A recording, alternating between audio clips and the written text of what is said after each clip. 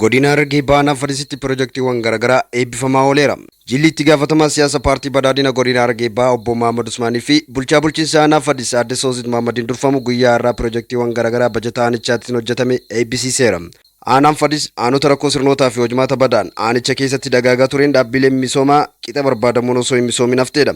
Yeroo ammaatti hooggansa onnataa fi abdii egeree xiinxalee guddinaa fi dagaagina isheen malte akka harkattuuf hooggansa carraaqaa jiru wal qunnamuun guyyaa har'aa eebba piroojeektii 22f akka geessuuf taatee argama. Keessattuu hawaasni baadiyyaa rakkoowwan akka bishaan dhugaatii argachuu, daandii isaan malu argachuu fi dhaabbilee misooma uummataa keessa ta'anii tajaajilaniif ulaagaa barbaachisu guutuu wal qabatee rakkoowwan duraan turan maqsuun yeroo ammaan tanaa misooma olaanaatti galteetti. Kana kan ibsu guyyaa har'aa aanaaf Fadis Araddaa mul'ataatti rakkoo bishaan dhugaatii hawaasni barbaacha ganama ba'ee galgala galuuf namaa fi beeylada rakkachaa turan boolla gadi fagoo qarshii 700,000 waliin qochisiise tajaajila hawaasaaf akka ga'u taasiseera.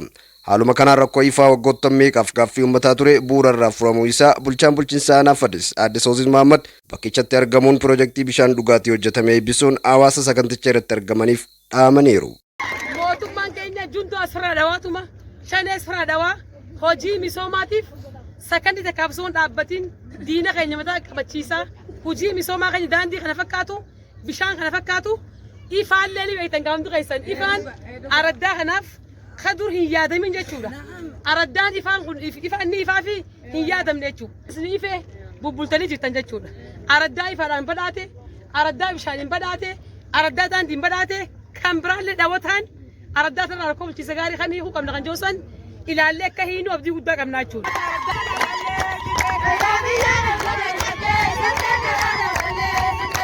Rakkoowwan daandii wal qabatanii mul'atan bu'uurarraa furuuf daandii wal qunnamsiistuu bara kana araddaa afur wal qunnamsiisuu keessattuu araddoota iftuu mul'ata bidiborraa fi nagee bobbaasaa wal qunnamsiisan baajata aanaa birrii miiliyoona takka tuqaa shaniin hojjetamee guyyaa har'aa riivaanii muruun jilli kun eebbiseeti jira. Hawaasni araddaa bidiborraa rakkoo daandiitiin hedduu rakkachuu irraa ka'uun mootummaan keessanii fi paartiin keessan rakkoo keessan hubachuun rakkichi akka furamu ta'eera. Kun kan jalqabaati. Haaluma kanaan fuuldura hojii baay'een kan hojjetamuuf walii wajjin taanee nageenya amansiisaa misooma itti fufiinsa qabu uumuun hojiilee galma kaa'ameef galma badhaadhinaa biraan ga'uutu nurraa eeggama jechuun kan dhaaman bulchaa bulchiinsa aanaa Fadis Aadde Soozit Mahammad gahee uummata irraa eeggamu simuun dhaamsa dhaamaniiru.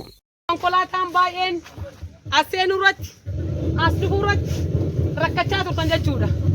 Haa ta'u malee mootummaan keessan paartiin keessan uummata bidiboorraa bu'uurarraa hubachuudhaan araddaa kanaaf daandiin akka barbaachisu ifatti ilaaluudhaan araddaan tun daandii akka harkattu uummanni bidiboorraa araddaa baay'eedhaan wal qunnama waan ta'eef araddaan nagee bobbaasaa as keessa baati araddaan iftuu araddaa baay'ee wajji waan wal qunnamuuf daandiin kun ummata bidiboorraatiif murteessaa waan ta'eef isa kanatti mootummaan paartiin keenya waan amanuuf iddoo kana hundi keessan ni beektan akkamiin namni bahaa ture harreen keenya akkamiin bahaa ture makiinaan akkamiin deemaa ture kan joosan tokkoon keenya waliin beekne jechuudha.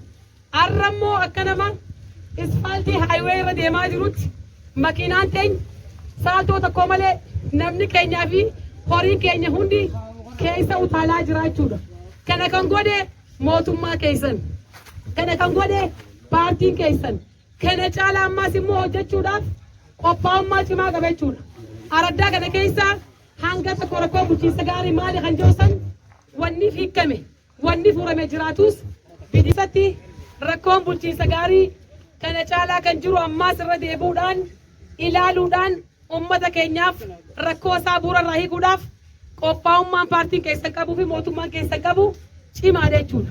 Kana kan hojjenne keessattuu uummanni keenya hirmaannaadhaanis qarshii keessan baasaa daandiin kun nu barbaachiseettanii araddaa hunda keessattuu ganda hunda keessattuu maallaqa keessan mootummaa cina dhaabbachuudhaan mootummaan ammaas immoo ittiin dabaluudhaan daandii kana fakkaatu isiniif baasee jira jechuudha. Kanaaf duraan dursee baga gammaddan jechuun barbaade jechuudha.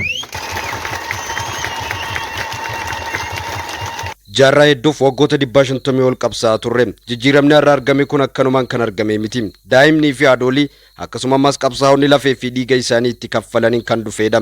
Jijjiiramichi eenyuun kan arganne miti. Ofiin wareegama qaalii uummanni kun kaffalaa tureeni. Kanaaf jijjiiramichi eenyu ol kan eeggachuu qabu isini jechuun hawaasa sagantaa eebbichaa irratti argameef kan dhaaman itti gaafatamaa damee siyaasa paartii badhaadhinaa Godina Harargee Bahaa obbo Mahammad Usmaanii. Jaarraa hedduuf qabsoo dheeraa keessa turre waggaa 150 ol wareegama kafalaa turre jechuudha. Wareegamni kafalamaa ture sun qaanqeen isaa dhaamtee nafne hallayyaa hunda keessatti dhiigni Oromoo hedduu fajjigee lafeen Oromoo hedduu cabee jijjiirama kan arganne akkasuma taphanneen arganne jechuudha jijjiirama kan akkasuma qallanneen arganne jechuudha jijjiirama kan takkaa'u jijjiiramni kun yoo dhufu namni rasaasa takka nuu dhukaasetii miti namni qawwee nuu fidee dhukaasetii miti akkitti inni dhufe jechuudha akkitti dhufe namnummaan as jirtan kun dargaggeessi kun daa'imni xiqqaan wareegama kafaleeti harka duwwaa kun wayi sobaa kun wayi sobaa namni Oromoo as keessatti yeroo adda addaa wareegama kafale qabsoo warri dhugaan eegale sun qabsoo san itti fufsiisuudhaan jijjiiramni kun dhufe jechuudha. Jijjiiramni kun ka'umsisaa qabsaa'ota dheengaddaa warra akka baay'ee nama kabaju warra akka Jaarraa Abbaa Gadaa warra akka Elemoo Qilxuu Bakar Waaree Sheekh Bakrii Saaphaloo hedduu jiran Taaddee Birruufaa warri hedduu qabsaa'ota gurguddaa kaleessa wareegama qaanqeen irra jijjiiramaa kun Oromoon akka ofiin of bulchu waan karoorfate akka dalagu bayee akka galu karaa nagaatiin akka biyya kan hoggansu keessattuu sabni bal'aan kun sabni guddaan kun jijjiirama biyya kana keessatti fidee biyya kana akka hogganuu danda'u qabsoo dheeraa daandii qaanqee qabsiisan jechuudha. Jijjiirama kana irratti warri kalee dura qabsaa'e sun kaayoon jijjiirama kanaa galee qabsaa'an warri immoo gidduu kana iyyu kun maal dhabee iyya bitamee iyya kijibni tokko hin jiru jechuudha. Qawween inni gaara seenee nu dhukaas hin jiru. Shaneen har'a wayyaanee wajjin Gibxi wajjin Suudaan wajjin biyya alaa wajjin hidhamtee ummata keenya lixatti Wallaggaa Firanii fi Gujiif Booranatti haadha qalaa abbaa qalaa ilmoo fuuteet qabeenya ati qabdu tilmaamtee qarshii hanganaa fi dhiyettee qarshii fudhattee ijoollee gadhiifte. Dhala namaaf keessattuu lammii Itoophiyaa keessa hin jirre daa'imman xixiqqoon gugurdaan osoo nafin waan fokkattuu dubartoota keenya irra illee hojjetaa jira. Hiyyummaa tana seenaa goonee addunyaarra salphina kana jalaa bahuudhaaf dalaguun nu barbaachisa. Akkuma ashaaraa magariisaa dhaabdan ashaaraan keenya ka siyaasallee lafa dhaabbatuu qaba. Dhaloota bilisummaa hojiidhaan wal dhaga'uudhaan qindoominaan tokkummaan labsaa deemuu qaba. Bilisummaa keenya jechuudha. Amma booda wanni hasaasanii guura keessa fi gaara keessaa nu dhufaan jirtu. Itti dabaluun haadhuma Fadhiisa Raddaa Malkaatti guyyuma irraa kana jiiluma kanaan manni jireenya hojjetaa misoomaa qarshii miliyoona 1.4 ijaaramee fi manni barumsaa daree dabalataa kutaa 4 qabu kan qarshii miliyoona 2 oliin kan bajeta aanichaatiin hojjetame xumuramuun tajaajilaaf ga'anii guyyaa irraa jiila kanaan eebbifamaniiru. Waggoottan dabran keessatti haala amma jiruun piroojeektiin hojjetameen beekamu. Kunis kan ifuun qabsoo hawaasni kun taasiseen aangoo harkanne. Kana immoo jijjiiramicha akka biyyaatti akka argamuuf Oromoon ta'ee argame. Kanaaf immoo kana ol taanee hojii misoomaa irratti cimuu qabdu kan jedhan jiilicha dursuun riivaanii kan muran bulchaa bulchiinsa aanaa Fadis Aadde Soozii Mahammadi. Guyyaan irraa guyyaa murteessaadha. Keessattuu Araddaa Malkaa keessatti iddoowwan babbareedaa mana barumsaa babbareedaa kana iddoo hojjetaa misoomaa ittiin jiraatu babbareedaa kana kan ijaarre waa malee miti jechuudha. Biyya bulchuun waa hedduu nama gargaara jechuudha. Oromoon biyya bulchaa jira. Biyya bulchuu keessatti dur piroojeektii kanaatti 2 eebbisna 3 eebbisna piroojeektii guddaa gaafa eebbisnu 5 ja'an caalu jechuudha takka eebbisnee beeku kabalisitti jechuudha. Har'a immoo piroojeektii 13 kabalisitti kan horsineeti piroojeektii 22% dhibbaa ol xumurree jira jechuudha. Kana kan gooneef kana kan eebbisneef waa malee miti jechuudha. Biyya bulchuu jechuun hundi keessanii beektan. Piroojeektiin gurguddaan miliyoona 40 takkaan hojjetamaa jiru. Piroojeektiin gurguddaan miliyoona 450 hojjetamaa jiru. Dur fe'amee karaa Maqalee deemaa kan ture har'a biyya waan qabnuuf biyya bulchaa waan jirruuf kan duraan Maqalee deemu karaa Fadis karaa godina Harargee Bahaa imaluun biyya waan qabnuuf jechuudha. Kanaaf aangoo jechuun keessattuu Oromoon sirriitti beekuu qabdan jechuudha. Aangoo harkaa qabnu kana ifichuu qabna jechuudha. Aangoo harkaa qabnu kana sirriitti qabachuu qabna jechuudha. Aangoo harkaa qabnu kana sirriitti abbaan nu hennee sabaa sablammii hunda jalatti hammannee qabaachuu qabna jechuudha. Waggaa 27 fadhiisa akkatti hin yaadamne. Fadhiisi piroojeektiin walumaa galattuu miliyoona takkaa qabamaa ture jechuudha. Har'a immoo garuu qarshiin gurguddaan godina Harargee Bahaa deemaa jira. Godina Harargee Bahaa keessaa kara fadhiisi dhufaa jira. Kan jechuun aangoo waan qabna jechuudha. 4 kiiloo isinii jira jechuudha. Osoo 4 kiiloo keessa jiraachuu baannee piroojeektii gurguddaan amma gartan kun Maqalee deema malee Oromiyaas hin dhufu, Harargee Bahaatis hin dhufu, fadhiisiis hin dhufu jechuudha. Itti dabaluun ijaarsi mana barumsaa asitti akka isiniif ijaaramuuf kan taasifame dhiyeenyatti ijoollee teessan akka barsiifattan carraa kana fayyadamaa taatanii barumsa irratti cimsuun daa'imman barsiifachuu qabdu. Manni jireenya hojjetaa misoomaa hundaa olitti hojjetaa misoomaa araddaa irratti galee oolee buluun qonnaan bulaa keenya akka tajaajiluu fi rakkoowwan qonnaa wal qabatanii dhufan maraaf dhiyeenyatti furmaata akka argattaniif kan isinii ijaaramedha jedhan bulchaan bulchiinsa aanaa Fadis Aadde Soozii Mahammad. Piroojeektii mana barumsaa daa'imman keenya sirriitti keessatti barsiisuu qabna jechuudha. Mana barumsaa guujaarru duraan mana barumsaa akkamii qabna hundi keessa ilaalaa jirtan jechuudha.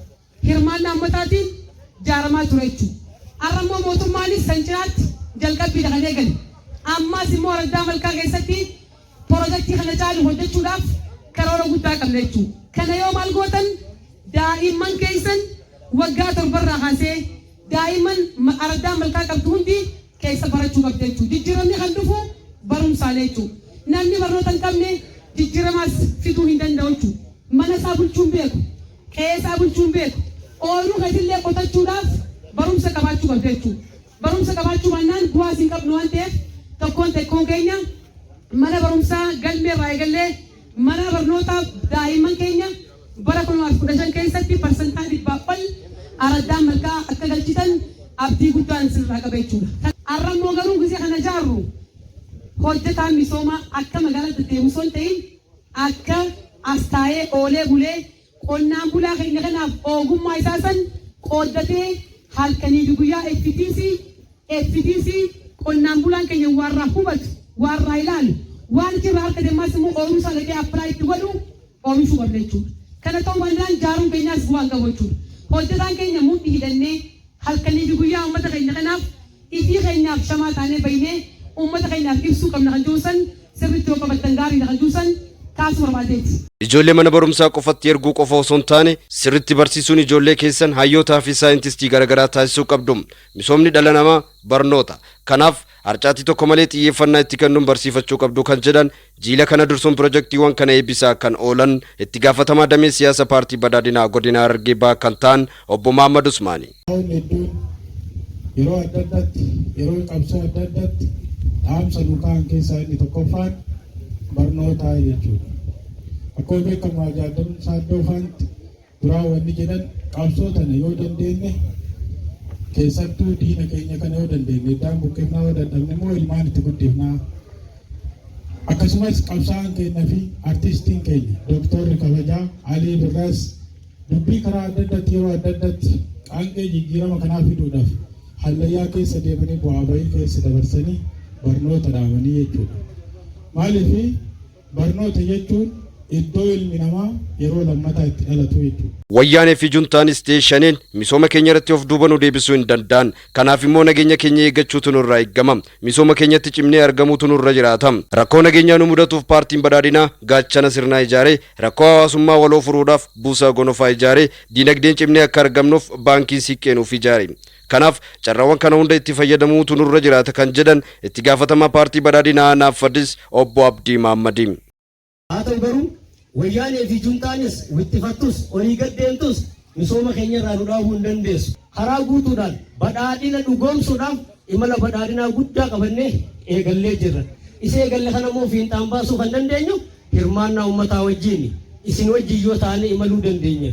Fagoo deemuu dandeenya. Kanaafis akkuma reefu jaalleen kiyya kaase nageenya eeggachuun nurra jiraata.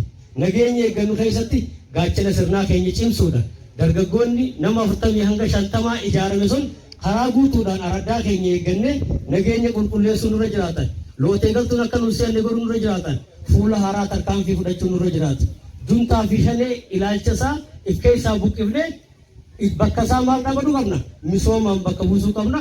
Tarkaanfii fudhannee qaama seeraatii kan nu danda'u nurra jiraata jechuudha. Rakkoowwan garaagaraa kan mudatu aadaa keenyaa fi duudhaa keenyaan furre jettanii manni murtii aadaa isin keessatti hundaa'e akka aanaa fedhisitti araddaan malkaa araddaa fakkeenya gaarii qabduu fi rakkoo hedduu ittiin furtu ta'uusaa carraa kanaan isin galateeffachuun barbaada. Keenyaa fi paartii badhaadhinaa rakkoolee hedduu furmaata godhuudhaaf waa hedduu gad diriirsee jira. Tokkoffaa rakkoo nageenyaa furuudhaaf gaachana sirnaa ijaare.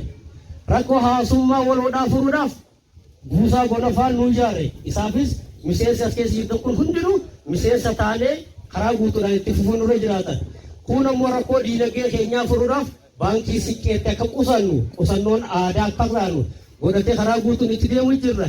Diinagdee keenyas karaa guutuudhaan itti cimsuudhaaf waan amma qabanne kana itti fufsiisuun irra jiraata. Karaa guutuu ta'een hirmaannaa mootummaa fi paartii keessan jalaa hawwatanii akkana galma guutanii asii argamuudhaaf baay'ee galatoomaa ulfaadhaa isin jechuun barbaada. Xumura sagantichaa irratti hawaasni fedhii misoomaaf qabu ibsuuf piroojeektiiwwan ijaaramaniif gammachuu itti dhagahame ibsachuuf kennaa jiila piroojeektii eebbisaa ooleef gumaacheeti jira.